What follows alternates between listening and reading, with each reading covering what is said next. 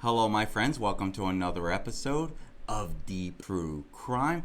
I'm Manny Rodriguez. Thank you for joining me. In today's video, we're going to be discussing what many people refer to as the female version of Jeffrey Dahmer. This is the case against Taylor Schabusiness. Now, Schabusiness is not the name she was born with, but we'll be diving into that as well. But first, let's talk about who is most affected in this case before we dive deeper into it. It's a very, very sad case. Shad Thyrion was killed by his lover, Taylor Schabusiness. Shad Thyrion, young man, had so much life to live and give. He had his struggles. He was dealing with some serious struggles in his life. By looking at his Facebook page, going through his page, and you can see right here, this was his last post on Facebook the day before he was killed on February 22nd. So he posted this on February 21st, and looking through his profile, man, you can tell this guy loves music. Literally loves music. A lot of these videos were music videos. And you can see some of his posts wasted away again in Margaritaville. As I said, that a lot of you may be familiar with this song, and you can tell that's a line from a song. But is there more meaning around it? Because again, you can see caps wasted away. You can tell he had some struggles. But look at all this music he posted. This guy loved music. You go a little bit further back, you can see that he might have been sharing some of his struggles. With nobody's help, I can gladly say F all of you for no help. It was almost like a call for help. And you can see he was having his struggle. And that's what makes this even more terrible. And we're going to continue to dive even deeper into this. Shad Thyrion, rest in peace, taken way too soon in this world. And you can look up his Facebook, Shad Thyrion. It looks to be a public page, and you can comment rest in peace, whatever you feel comfortable with. But as you can tell by some of his posts, he was dealing with his struggle. And so Taylor Schabusiness, this was his lover, not girlfriend. She had a lot of anger in her own world. Let's talk a little on who is Taylor, who confessed to doing this. And we're going to dive deeper into that. But who is Taylor Schabusiness? Now, Taylor, I'll sum it up before we even dive even deeper. Taylor, she's accused of this sex assault and meth-fueled dismemberment of his body. It is said to be that she had an infatuation with Jeffrey Dahmer. Now, Jeffrey Dahmer, one of the most prolific serial killers of all time. And so here she is standing accused of murdering this man and sexually assaulting him before and after his death in what is considered a meth-fueled bloodbath, and she had a near infatuation with Jeffrey Dahmer. You see, Taylor Schabusiness, 24 years old, had a serious infatuation with serial killer Jeffrey Dahmer. You see, Dahmer, he confessed to murdering 17 men over 13 years. 8 of those deaths came in the 5 months before he was eventually arrested in 91. See, Dahmer said that almost all of his victims died as a result of strangulation. He told officers that he would then dismember the victim's body. 30 years later, Schabusiness would strangle a victim, sexually abused the corpse, and then dismembered the body. That is some chilling stuff. You can see on her Facebook page, her very last post went off and told an addict, "I'll never stop buying you dope so I could sit back, watch you die." That was her very last post on Facebook. Very chilling considering what would come about with this girl. Taylor Schabusiness, she was no stranger to law enforcement. She had previous arrests in Wisconsin, both in 2020. She was arrested in June of 2020 and charged with battery or threat to a law enforcement officer, a felony, and resisting or obstructing an officer. Now, she was found guilty after pleading no contest. She was sentenced to 3 years of probation and 60 days in jail. In August 2020, she was charged with bail jumping and resisting an officer.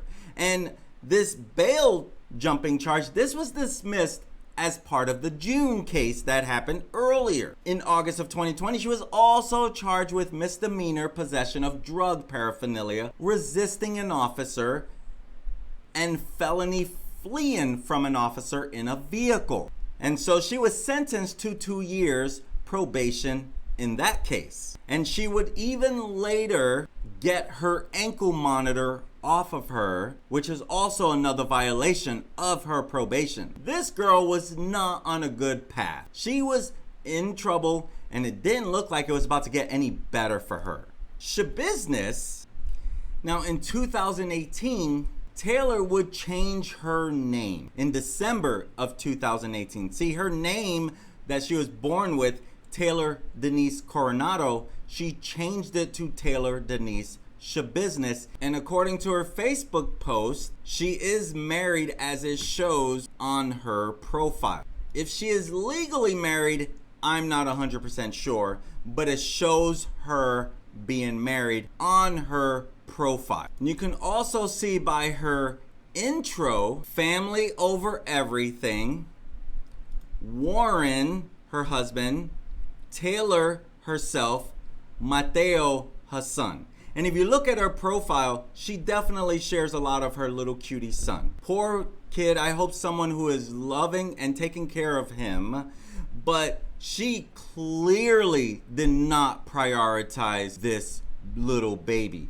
And you can see here, Schabusiness way. And here's the thing, her husband's name is not Schabusiness. Her husband's name is actually Warren Chabot. And this is him right now. And you could see the tattoo on his neck of her. You can also see on her neck a tattoo of him, Warren, the husband. And let me tell you, Warren, he might be deeply in love with her, but it sounds like he hurt her at the same time. Let's dive into that a little bit. Her husband is still incarcerated, and looking at his Facebook page, he shares a note with his, what he refers to her as Queen Taylor Schabusiness. You can see this note on his page. Not exactly too sure when this note was made. And it says, "To make sure my queen knows that no matter if we are apart or not, that I will do whatever is necessary to get her back next to me. Never will I give up on her, nor will I ever lose confidence in our Schabusiness empire. My word has been my word to her. My word to her will never change. She knows better than anyone that I mean what I say and say what I mean." I'm not going to read the whole thing. I will have it up here. You can pause, read the whole thing, or whatever. But you can see that he believes in her. And now with Facebook, I can put whatever name I want on my profile. It doesn't have to be my real name. And Warren Schabusiness is not his real name. It's a play off of Chabot. That is his real name. So I'm not too sure. You can see on his status here, married. Her status, married. So maybe they are legally married, but she changes her name in 2018 to Schabusiness. Not too sure what that's all about. And on a January 13 post, she writes, "I got hitched to show them my commitment, loyalty, and dedication to them, that I was never gonna be how I used to be.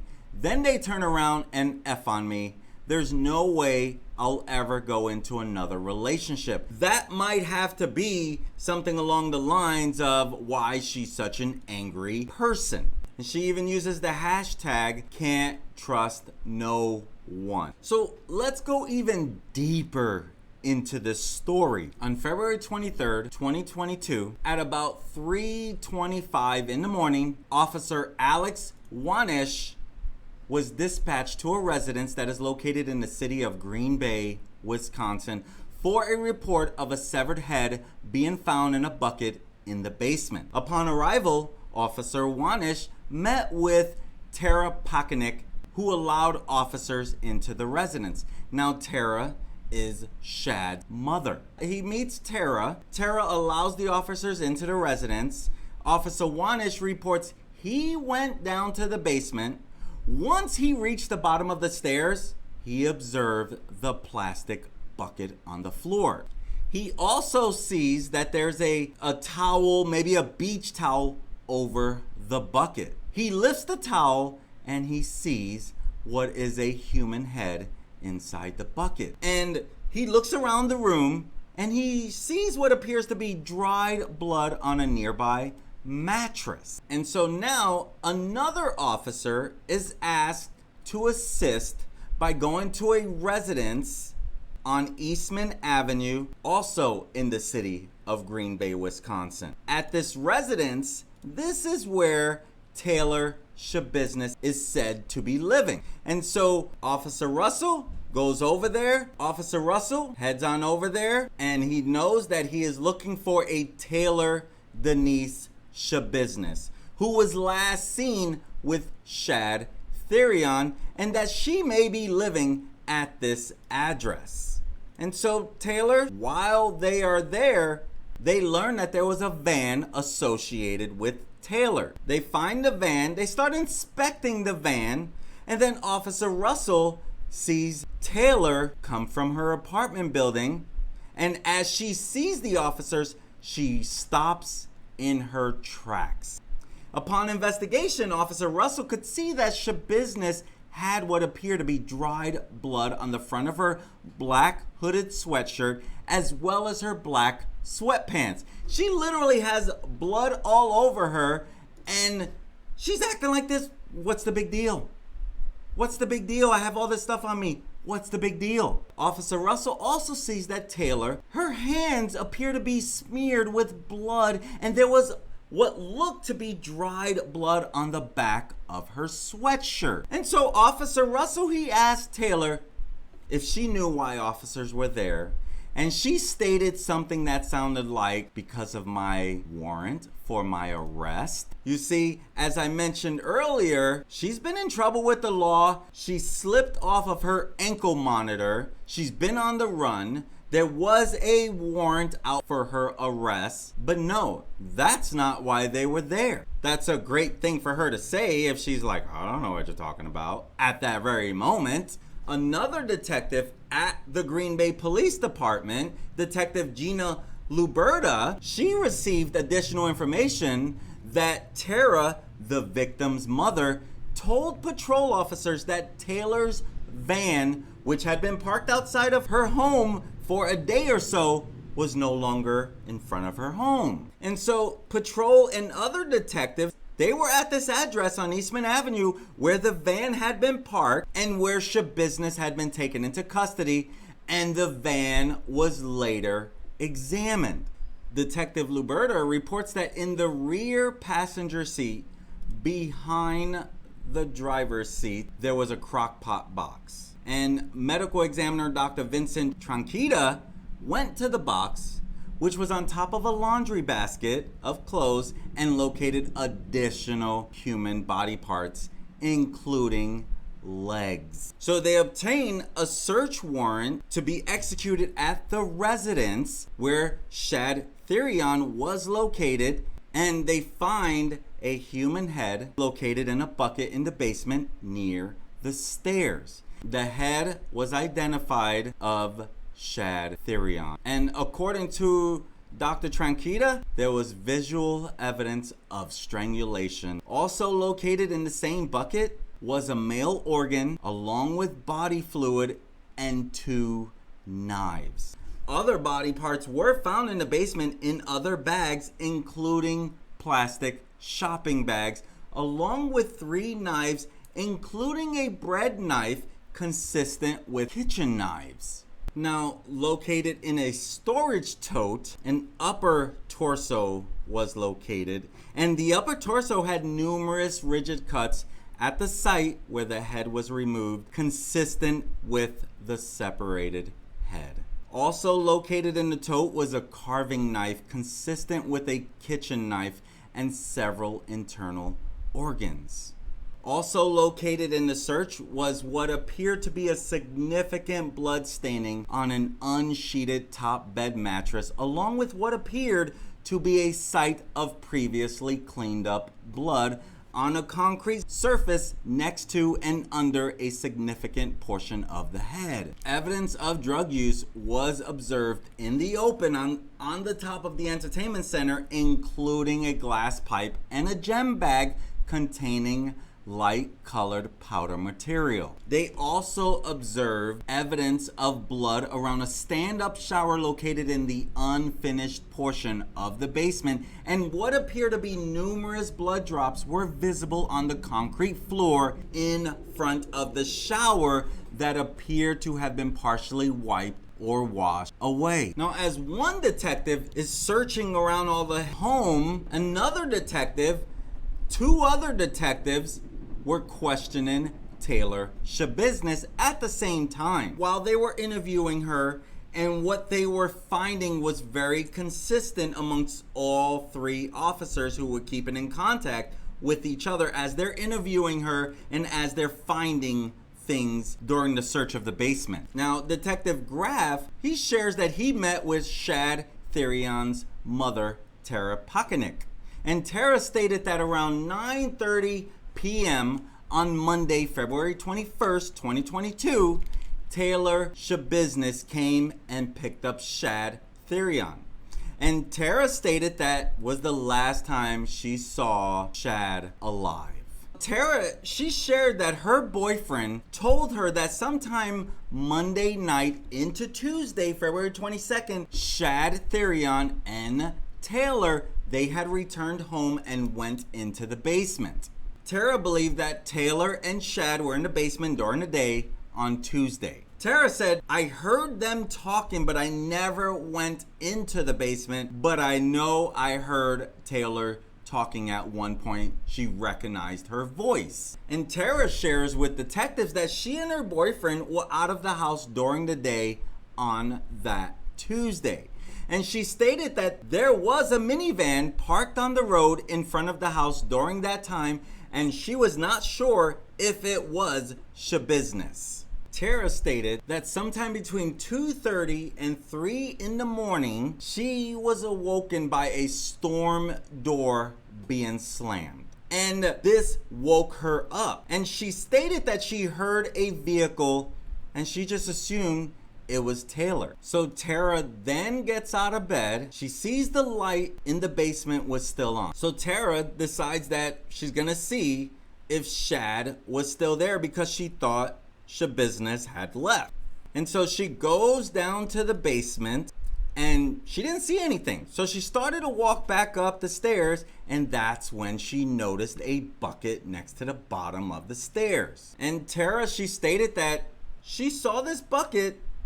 There's a blanket on top of it. She decides to move that blanket that was over the bucket, and she discovers the head of her son basically looking right up at her. I mean, it gets no more chilling than that. Poor lady, she's gonna always be faced with that. I mean, that's the worst, one of the worst things a person can come across. Detective Graff that was talking to the mom, Tara, he is then informed that Taylor Schabusiness was located by patrol officers and brought to the station. And Officer Russell, who first went to get Taylor, informs Detective Graff that Schabusiness had a large amount of what he believed to be blood on her clothing. And Detective Graff, he observed that Schabusiness had a cut on her left thumb. And he also notices that there are some scratches on her arms and hands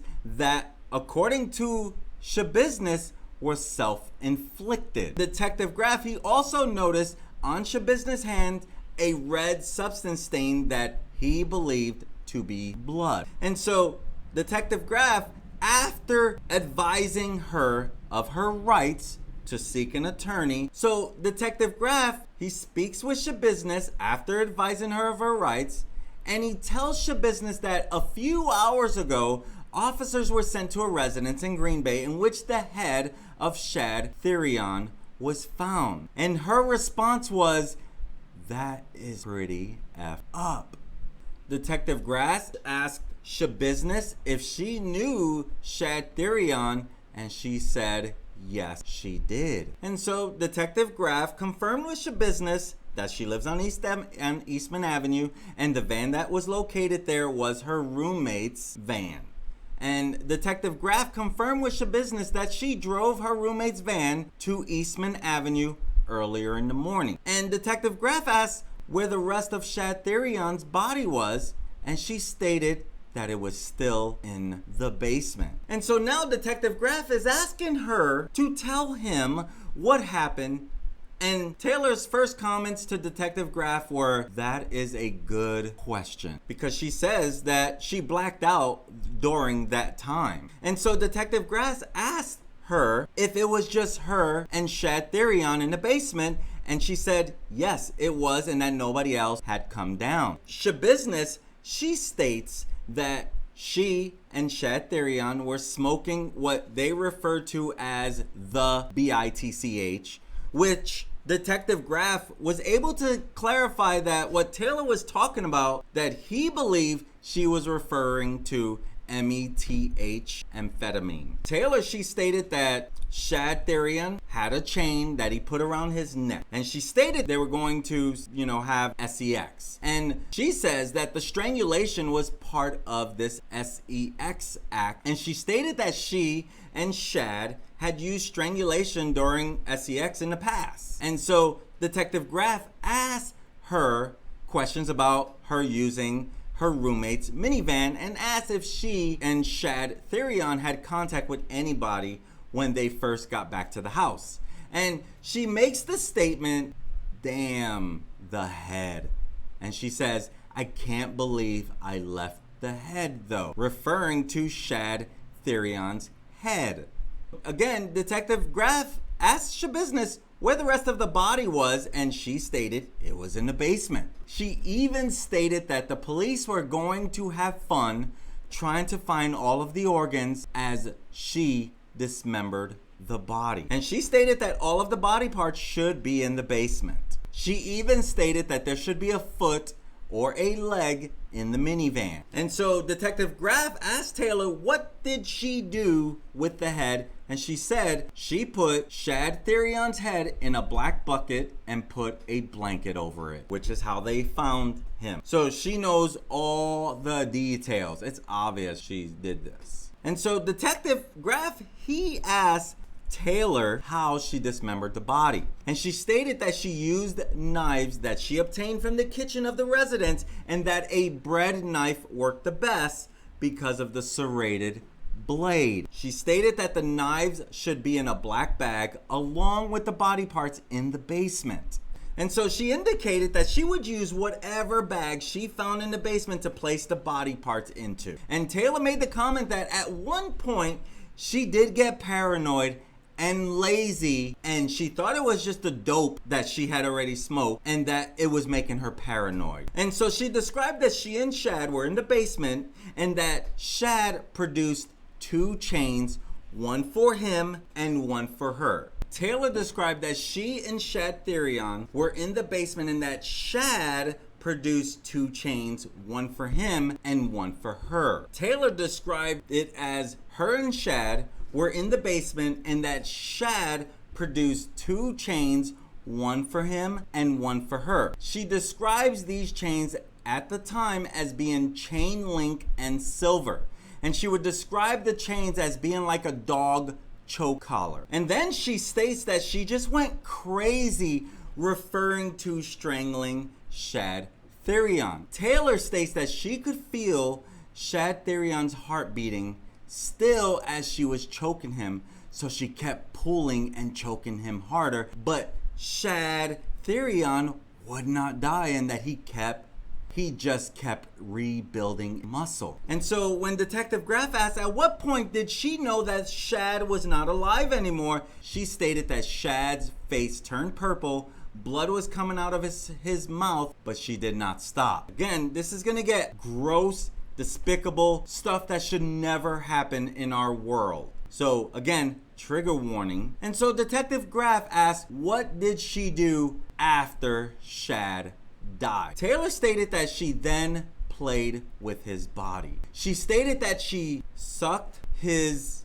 penis and that she even had a dildo that she put in his mouth and then in his ass. So disturbing in so many ways. She has problems. And Detective Graff asked Taylor if when she was choking Shad, if he tried to fight back at all, and she stated he did. And so rewind a little bit, she's stating that she and a friend picked up Shad in her friend / roommate's minivan. And so after picking up the drugs, the three of them, her friend, her, and Shad, went to the Eastman Avenue residence. And Taylor stated that her friend, Shad, and Thyrion, they had smoked some Mary Jane, and she and Thad had smoked some meth amphetamine, and then her friend left because she didn't want to do that stuff. Taylor then said that she then SHOT up herself and Shad with trazodone. I'm not too familiar with what trazodone is. Looks like it's used to treat depression. Seems like maybe a lot of people like to use this drug when they can't get something else. Pretty big in the prison system. You know, when they can't get some hard drugs, this is what they try to lean towards. And so she stated that she and Shad left her apartment and drove back to Shad's mom's home in her roommate's minivan. And when they got there, they went to the basement, and Taylor says that Shad's mother's boyfriend let her and Shad into the home. And so they knew that she was with Shad when they arrived. And she stated that it was about 5 minutes after they arrived that Shad pulled out the chains. And Taylor says that she then began to choke Shad, and she described it as Shad lying face down on the bed with her on top of him pulling on the end of the chain. She says that Shad coughed up blood and she was just waiting for him to die while she was watching his face. And so she makes the comment that she already went this far, she might as well keep going. And she states in a lower tone of voice, yeah, I liked it. And it is believed that this is what she's referring to when it came to her choking him, that she was actually enjoying killing him. And she stated that she thought it took between 3 and 5 minutes for Shad to die. And so Detective Kemp, he's clarifying with Taylor that you're saying when Shad began to cough up blood, you just kept on choking him because you wanted to see what happened. And so she made comments that she blacked out while choking Shad, but when she woke up, Shad was already purple, so she kept on going. And Taylor states that she enjoyed choking him and making comments to detectives asking if they knew what it was like to love something so much that you kill it. Does that mean that she's saying that she loved him so much she had to kill him? Or that she loves her husband in prison so much she had to take it out on somebody? I don't know. And she stated that she played with Shad's body for like 2 to 3 hours, which included what I referred to as earlier when she was SUCKing his penis and putting the dildo in his mouth and anus. So Detective Graff clarifies with Taylor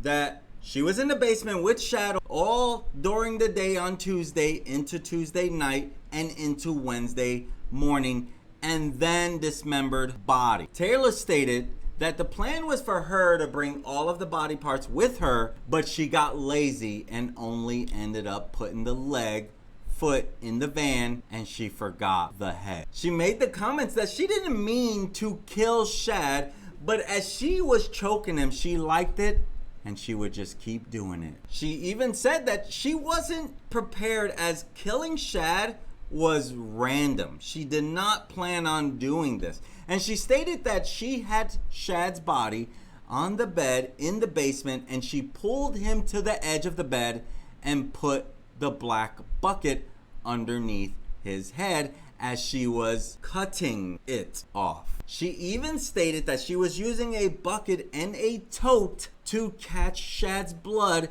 and that she would use the shower in the basement to dump out the bucket. And Schabusiness, she was asked if she thought it was the right thing to do, and her comment was that she did it anyway. And this is as chilling as it gets, because she's supposed to be married to this guy. It sounds like she was so angry, and you can see this was her going to visit him in prison. So it sounds like she was angry at this guy for maybe cheating on her. This is a very tragic story. Now, this is a lot of what Taylor herself said, and right now she is behind bars awaiting trial. And this is what we know going into the trial. She is ruled competent to stand trial. She is facing 1 count each of first-degree intentional homicide, mutilating a corpse, and third-degree assault. She underwent 2 competency evaluations, one by a state expert and one by a defense expert, and the judge has ruled that she is competent to assist in her defense. Not too sure what will come about this, but I can tell you she'll never see the light of day. This is one of the most heinous crimes. This girl was on a warpath. It was just getting started for her, in my opinion. My friends, I'm Manny Rodriguez. Thank you for joining me today, and this is the tragic story of Shad Thyrion, killed by his lover, Taylor Schabusiness. Thank you for joining me, and I look forward to serving you again.